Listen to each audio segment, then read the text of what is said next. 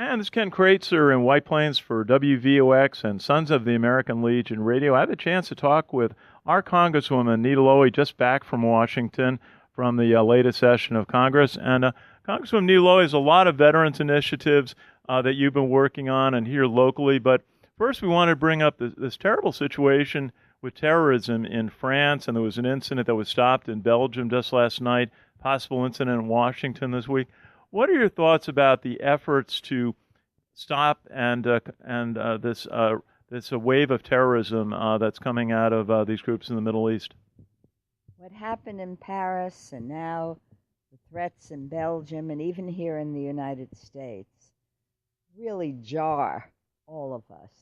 It is a threat to our way of life, and certainly every part of our government has to get up to standards. When we have our extraordinary policemen on the street, that's almost too late. It's the intelligence services that make the real difference. I remember my conversations with former Police Commissioner Ray Kelly and now Commissioner Bratton, and all of those in our fusion centers here in Westchester County working closely with national security. They have to confer constantly, and only can you catch them and prevent this terrorism in advance if you have the security intelligence at the highest level. One of the elements we're talking about is the need to collaborate with the counterterrorism forces of other countries, and that's something that a lot of behind-the-scenes work that we probably never hear what happens, but we know a lot of incidents are being prevented. Well, that's exactly what Ray Kelly used to tell me, that he has people stationed all around the world focused on New York. I was in Times Square several times, about 2 weeks ago, catching up when on break from Washington. And when you see this site, people of every race, religion, color, creed, thousands of people. It's a miracle that everyone was allowed to enjoy and participate in all the recreational activities in Times Square. But it's because of the intelligence services. They answer thousands of calls every day. Some may be phony, many are real, but by the time you get to Times Square with your backpack, unfortunately, that's too late. Absolutely. And one of the initiatives from Congress at the end of last year, we took note of the Putting Veterans First Act was included in the budget that was approved in December. And that was something a lot of veterans groups have been working on for years to help pre-fund the budget of the Department of Veterans Affairs a year in advance so that they can plan to hire staff and do the research and to take care of our veterans. Just tell us a little bit about that, the importance of that, and getting that into the budget that was passed in December. Well, first of all, I have spent hours on issues involving veterans, both in Washington and locally. Locally, we've helped over 2,100 veterans, and how proud I am. And when people come in, men 90, 92, that we help get their medals, it really makes my heart feel good. As the ranking member of Appropriations, I was so pleased that I was able to increase the budget for veterans upwards of $2 billion. We have to make sure there's a seamless transition from the Defense Department oversight to Veteran Affairs.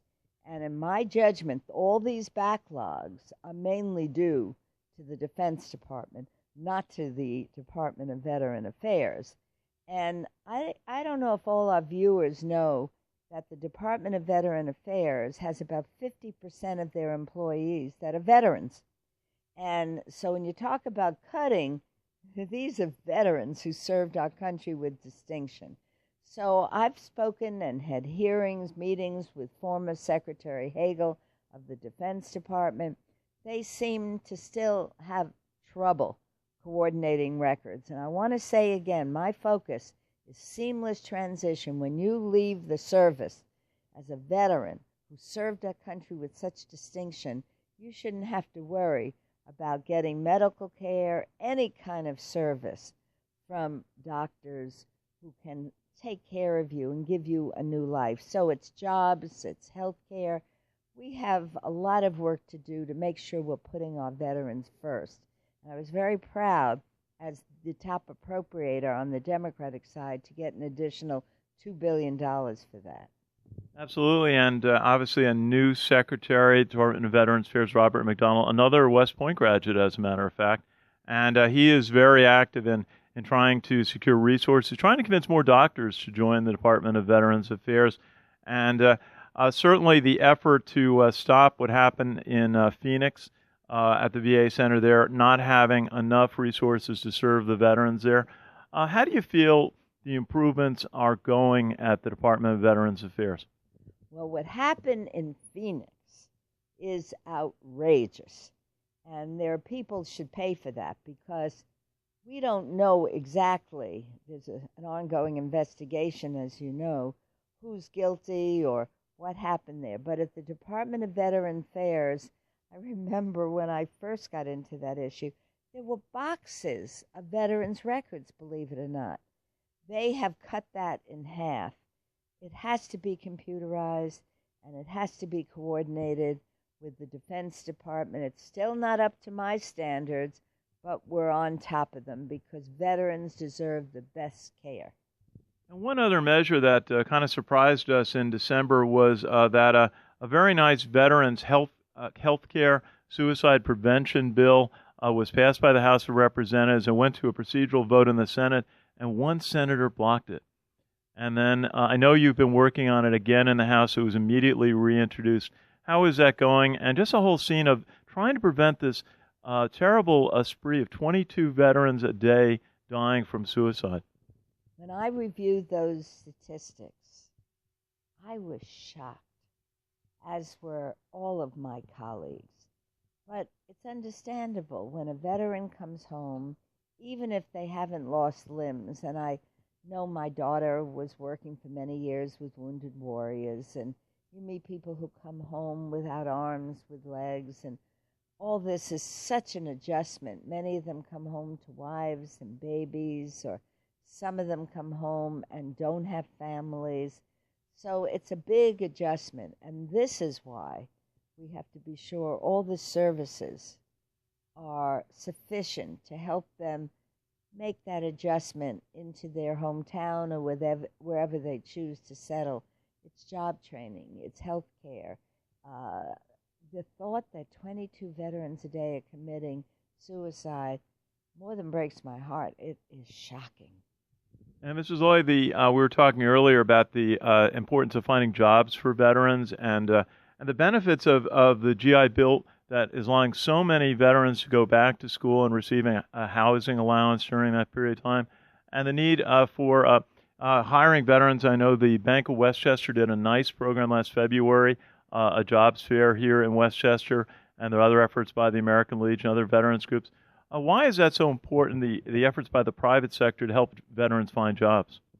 In fact, when I first discussed this with a staff person who does a lot of my veterans work, I said, print a list for me of all the corporations that are currently hiring veterans. It was a mile long. But then I said, let's evaluate what they're actually doing, what kind of training they're putting in place, and how many veterans move up the ladder in those corporations. This is essential. We owe so much to our veterans. I cannot emphasize that enough. And that is mentally, that is physically, and helping them be part of their communities again. Okay.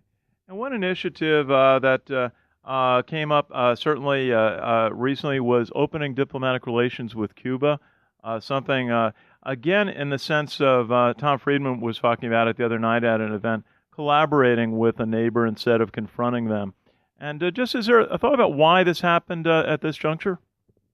I really do congratulate the president for taking this initiative. There are some in the Congress that have been fighting this action, for over 25 years. I strongly support the president's action. First of all, it's good for Cuba. It's good for the United States of America because it means that our entrepreneurs can invest in Cuba, whether it's a business, whether it's a hotel. I was in Cuba about 15 years ago, and you can see the possibilities. There's still so much poverty. You go to a hospital in Cuba, I hope no American ever has to, and they brag about their healthcare education, but someone who's a patient has to bring their own sheets. They don't even provide clean sheets at the hospital. So I think opening up Cuba is a tremendous opportunity for the United States and for the Cubans. And when there's more collaboration, I think it will foster democracy in Cuba as well. People will see, if they have an opportunity to travel, to visit the United States, they'll see the difference in the lives and what investments they can make. Absolutely. And just to finish, I wanted to highlight two initiatives locally that I know you're very supportive of. One was the Honor Flight that took a group of Westchester veterans to see the monuments in Washington, D.C. in October. I know they got to meet Senator Robert Dole there.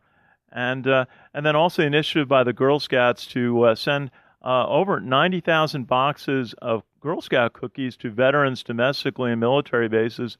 But through the efforts of many, about 250 cases were shipped to U.S. military bases in Afghanistan and frontline U.S. Navy ships over the holiday period. You've got a lot of great supporters of veterans and the military here in Westchester. Well, both of those events are forever part of me. I will never forget it.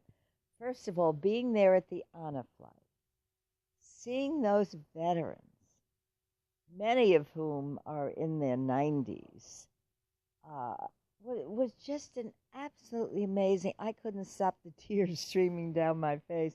And I know many of those veterans, a veteran like Chickalella, who I've worked with and helped him get his medals. It was such a highlight of their lives. And I hope that the sponsors continue to do that. And Girl Scout cookies, first of all, they're delicious. And the veterans, I know, are thrilled when they open those Girl Scout boxes. And to be able to send them overseas to those men and women who are serving our country in active duty is so wonderful. And you know what's particularly exciting for me? To see the young Girl Scouts, because to see them start at an early age doing activities that benefit others, and to know that their actions will help those, at least brighten the day of those who are serving our country. Congresswoman Nita Lowey, thank you for all you do for veterans, and thank you for all you do for our country by serving in the U.S. Congress.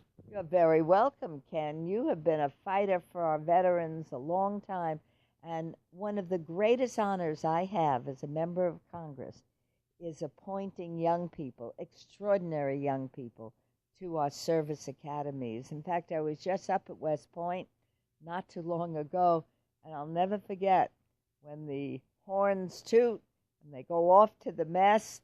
I wish I could say great things about the food that they get in the mess hall, but these young men and women are so strong, so wonderful, and I wish them all tremendous luck and safety. And thank you again. Congresswoman Nita Lowey, good to see you and have a chance to chat with you today. This is Ken Kraetzer for WVOX and Sons of the American Legion Radio.